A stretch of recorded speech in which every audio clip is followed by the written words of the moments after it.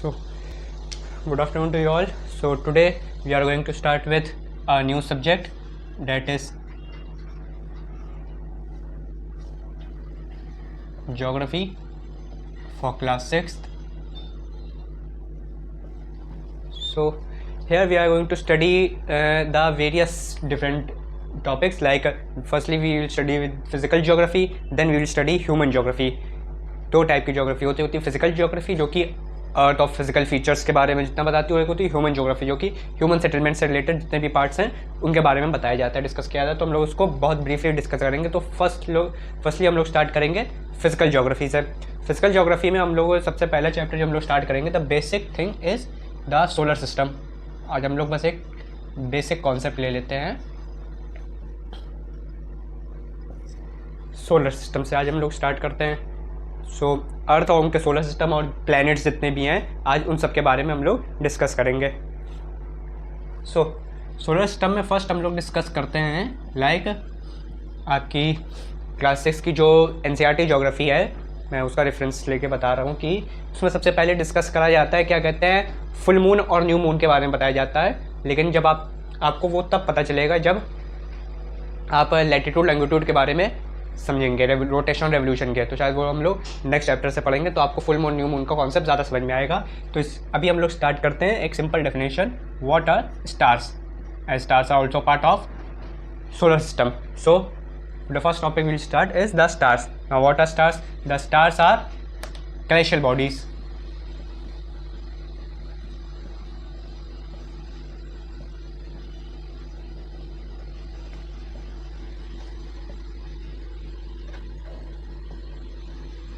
That have their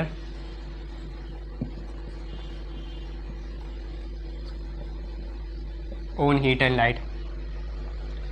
ये वो कैलेशियल bodies हैं जिनके पास अपनी खुद की हीट और लाइट होती है, उनको ही स्टार्स कहते हैं। फॉर एग्जांपल, सबसे बेस्ट एग्जांपल है sun is a star. The sun is also a star. Why? Because it has its own heat and light. Sun के पास भी अपने ओन हीट एंड लाइट है, तो इसीलिए सन भी एक स्टार है। मून एक स्टार नहीं है, ना प्लैनेट स्टार्स हैं, सन एक स्टार है। और बाकी जो आप लोग तारे देखते रहते हैं तो वो भी सब स्टार्स हैं। अच्छा, यही स्टार्स वेरियस जब मिल के बनाते हैं, क्या बनाते हैं? कॉन्स्टेलेशंस बनाते हैं।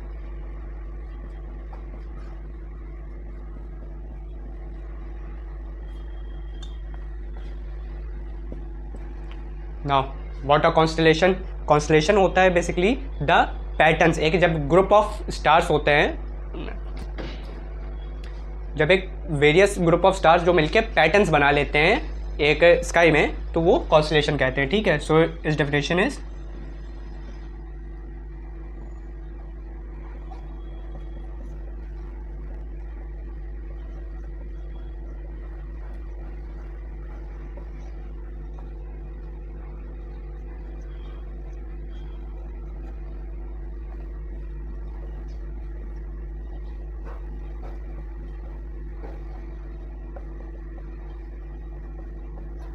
सो यही होता है कॉन्स्टेलेशन।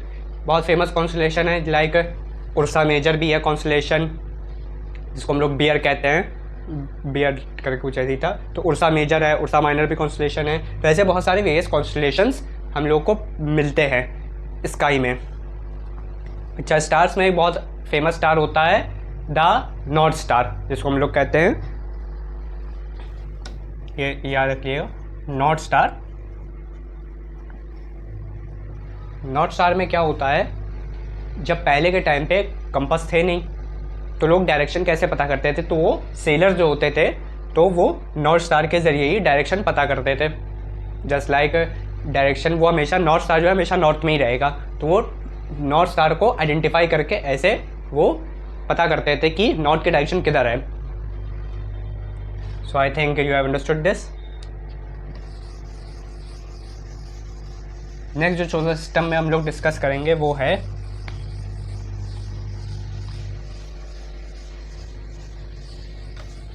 प्लैनेट्स के बारे में डिस्कस कर लेते हैं थोड़ा सा, कि प्लैनेट्स किसको कहते हैं।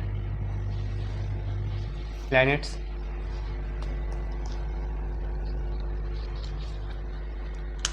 सो planets are planets they don't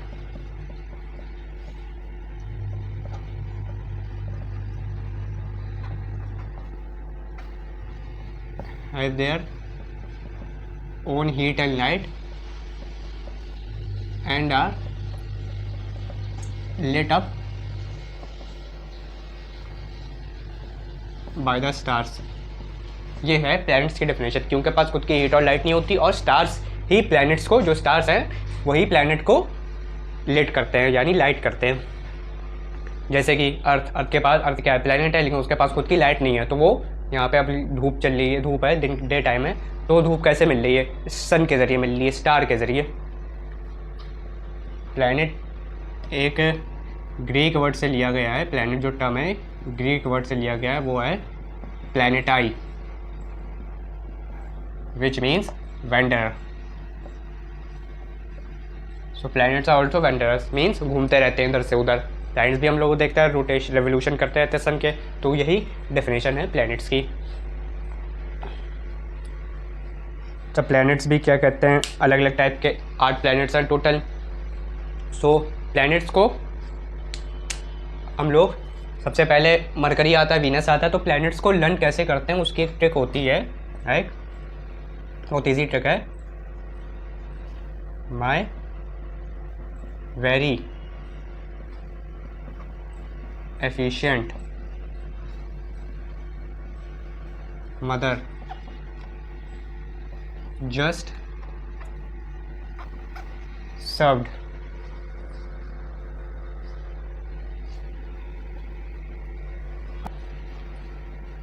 nuts।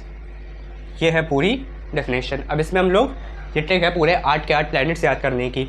The first Mercury, second Venus, third Earth, fourth Mars, then Jupiter, then S for Saturn, U for Uranus and N for Neptune.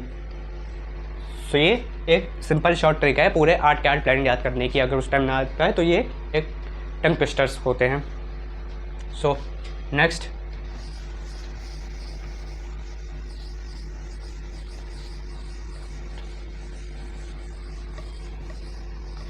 Solar system किसको कहते हैं, क्या constitute करता है solar system? जो हम लोग देखते हैं सोलर सिस्टम वो कैसे बनता है।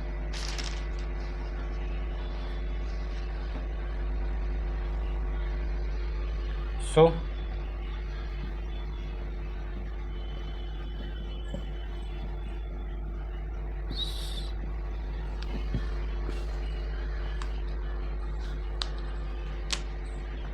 The sun, the satellite and planets and other celestial bodies like and celestial bodies, other celestial bodies में एस्ट्रॉइड्स और मीटेरॉइड्स आते हैं, उसके बारे में भी हम लोग पढ़ेंगे। So and celestial bodies together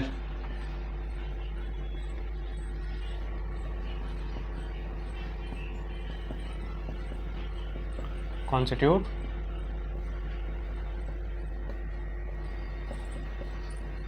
solar system. ये है सोलर सिस्टम की डेफिनेशन।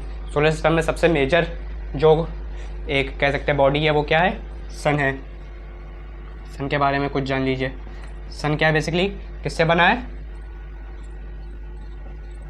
हॉट बॉल है ऑफ गैसेस, हॉट बॉल या हॉट मास एक गैसेस का कह सकते हैं, ठीक है। ये 150 मिलियन किलोमीटर अवे फ्रॉम अर्थ है। इतनी डिस्टेंस काफ़ी होती है, उसमें भी हम लोग को इतनी हीट लगती है। सो ये इतनी दूर है। उसके बाद फिर फिक्स, एक तो ये क्या कहते हैं, इसके पास खुद की लाइट भी है, ठीक है, इसके पास खुद की लाइट भी है, और it is at the centre of solar system. Sun is at the centre of solar system.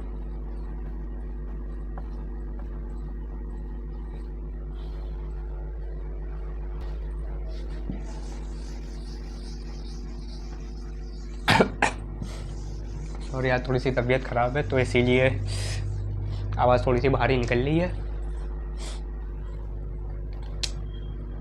अच्छा, प्लैनेट में एक और बात नहीं बताई, प्लैनेट सन के अराउंड घूमते हैं, ठीक है।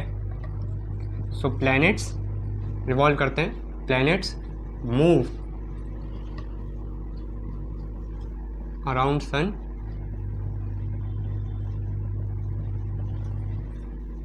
In fixed orbit. ये है प्लैनेट्स की एक बेसिकली ऑर्बिट में। ऑर्बिट क्या होते हैं बेसिकली? इमेजिनरी एक पाथ होते हैं। ऑर्बिट्स क्या हैं? एक इमेजिनरी पाथ हैं, सर्कुलर पाथ हैं। इसके बारे में लोग बाद में देखेंगे ऑर्बिट्स की डेफिनेशन। सो अभी आपको इतने समझना है, planets move around the sun fixed orbit, यानी एक फिक्स ऑर्बिट बना रही है, एक circular path, imaginary circular path, तो उसी के अराउंड से घूमते रहते हैं, उससे बाहर नहीं जाएंगे, ऑर्बिट से बाहर नहीं जाएंगे, ठीक है। नेक्स्ट मून के बारे में देख थोड़ा सा। मून भी ग्लेशियल बॉडीज ही है, एक ग्लेशियल बॉडी है। So moon natural satellite of the earth इसको कहते हैं।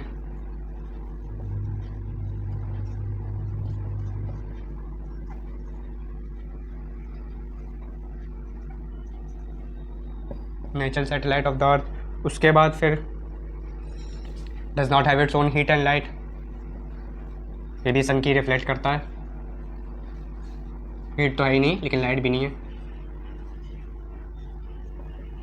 ये भी सन की रिफ्लेक्ट करता है। तभी जो चांदनी जो रात है वो इतनी चांदनी या चांद चमकता हुआ क्यों दिखता है? सन की रिफ्लेक्ट, सन की जो है लाइट रिफ्लेक्ट करता है। चांद के पास अपनी कोई रोशनी नहीं है, तो चांद खूबसूरत भी नहीं हो सकता, चांद के पास खुद की चमक है ही नहीं। तो इसीलिए चांद को कंपेयर करना बंद करो दूसरों से कि तुम चांद की तरह चमकते हो, चांद चमक ही नहीं सकता है, बहुत होक्स कॉन्सेप्ट है ये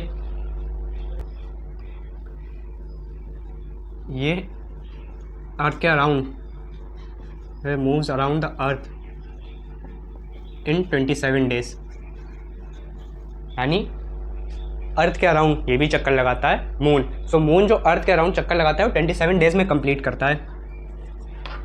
सिस्टम ऐसा होता है लाइक सपोज ये ले लें, ये है सन, ये है अर्थ, और ये इसकी नेचुरल सैटेलाइट है मून।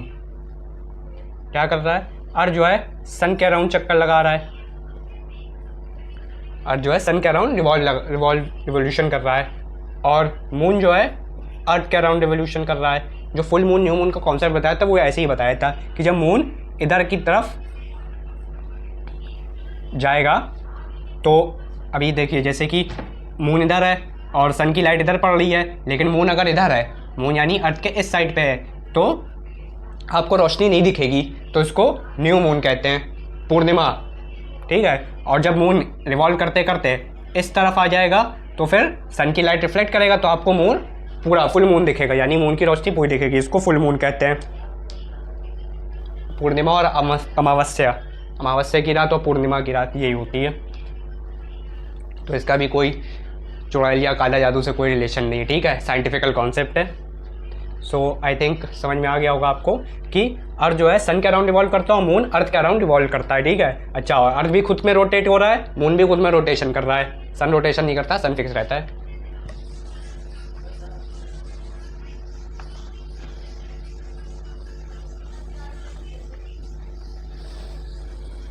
नेक्स्ट हम लोग पढ़ते हैं asteroids.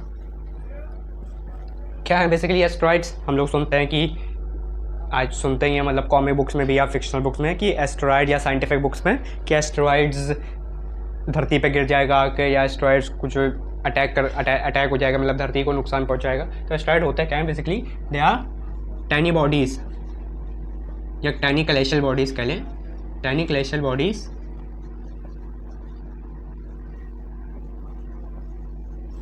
That revolves around the sun. ये भी सन के अराउंड ही रिवॉल्व करती हैं ग्लेशियल बॉडीज़। अच्छा यार, found between Mars and Jupiter. Mars और जुपिटर के बीच में जो हैं, जितने भी अर्थ पड़ते हैं मार्स और जुपिटर के बीच में, शायद आई थिंक अर्थ पड़ता है और ये है, ठीक है। तो यहीं पे पाए जाते हैं एस्ट्रॉइड्स, ठीक है, या और डेफिनेट कह ले found between the orbit of और डेफिनेट टर्म यूज़ कर ले, ऑर्बिट, जो मार्स और जुपिटर के बीच में ऑर्बिट है, यहीं पे एस्ट्रॉइड पाए जाते हैं। साइंटिस्ट का ऐसा कहना है कि ये जो एस्ट्रॉइड्स हैं ये कभी बहुत साल पहले कोई एक प्लेनेट ही रहा होगा, लेकिन अब वो टूट चुका है, तो बहुत टाइनी बॉडीज़ में, यानी बहुत छोटे छोटे पीसेस में वो बन चुका है और वो रिवॉल्व कर रहा है अराउंड, ऐसा साइंटिफिक कहना है, लेकिन अभी तक उसका कोई प्योरली एविडेंस नहीं है।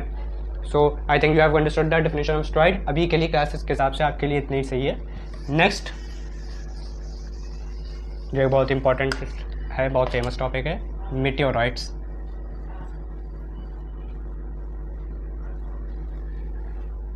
Now what are meteorites? Meteorites भी लगभग सेम ही है, but they are tiny pieces of rocks.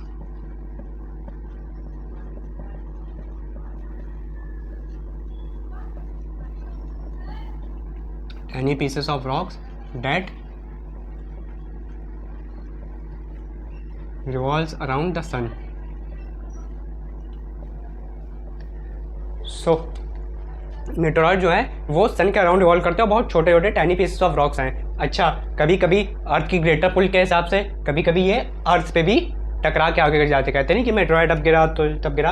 अच्छा, जब ये पुल फोर्स जो होती है, ग्रेटर पुल फोर्स के चक्कर में ये अर्थ से आके टकरा जाते हैं। अच्छा, बहुत स्पीड भी होती है। सो एयर फ्रिक्शन के जब होता है बहुत ज़्यादा एयर फ्रिक्शन के कारण जो है ये ब्लास्ट हो जाते हैं या फिर ख़त्म हो जाते हैं, हवा में ही ख़त्म हो जाते हैं। तो आपको एक स्टार टाइप दिखता होगा, एक आपको स्टार जैसा, नहीं आपने देखा होगा कार्टून्स में उसमें कि एक तारा जाता हुआ, बहुत मतलब एक वो टूटता हुआ तारा इसको कहते हैं। तो टूटता हुआ तारा यही है, टूटता हुआ तारा मीटेरॉइड्स ही है, टूटता हुआ तारा कि वो टूट चुका है और वो एयर फ्रिक्शन की वजह से अब वो हीट जल चुका है। तो उस टूटता हुआ तारा, अच्छा कुछ नहीं जल पाते, बहुत ज़्यादा मजबूत होते हैं, एयर फ्रिक्शन पे इफेक्ट नहीं करती, तो हॉलो बना देते हैं, धरती पे गिर के हॉलो बना देते हैं और डैमेज भी कॉज करते हैं। अगर कहीं पे मतलब दूर गिरे तो अलग बात है, लेकिन अगर कहीं तो बना देते हैं। नेक्स्ट अच्छा हम लोग पढ़ते हैं, लास्ट टॉपिक है शायद हम लोगों का। I think you understood the asteroids and meteoroids. Next है गैलेक्सी किसको कहते हैं?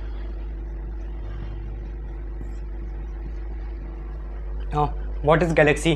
Galaxy we can say the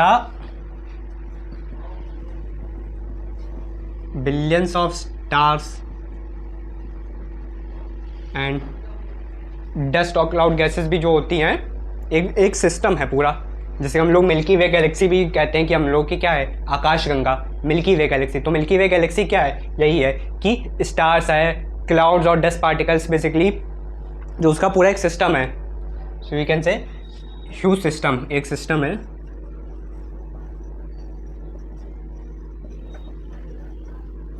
वो system of billions of stars and clouds and dust gases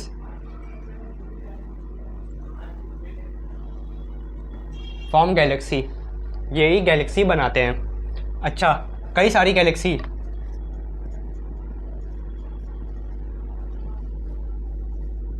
billions of Galaxy,